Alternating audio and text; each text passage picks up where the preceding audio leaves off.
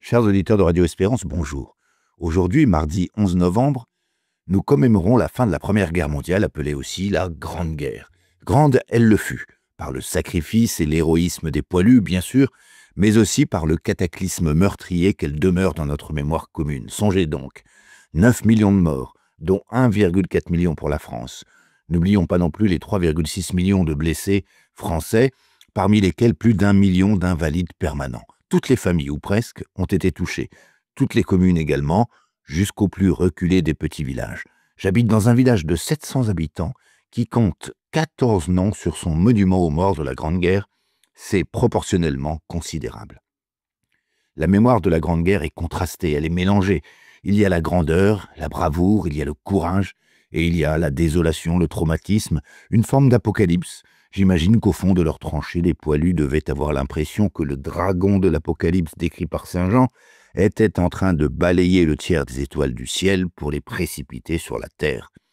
Au cœur de ce déluge de feu, il y avait également la foi et la prière. La prière, probablement, n'était pas l'exclusivité des dévots. Dans un trou d'obus, tout le monde prie, dira un jour le navigateur Olivier de Kersauzon. La prière et la foi, voilà les secours ultimes lorsque tout semble perdu, lorsque tout est désolation. Dans leur film Sacré-Cœur, les cinéastes Sabrina et Steven Gunnell ont consacré un temps assez substantiel à cette Première Guerre mondiale.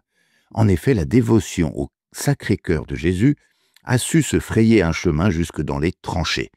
Il y a ce drapeau français frappé du Sacré-Cœur, portant la mention « Espoir et salut de la France ».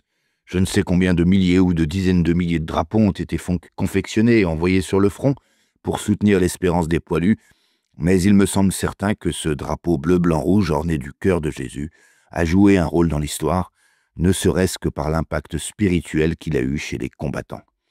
Dans le documentaire Sacré-Cœur, les auteurs ont traité cet épisode de manière remarquable.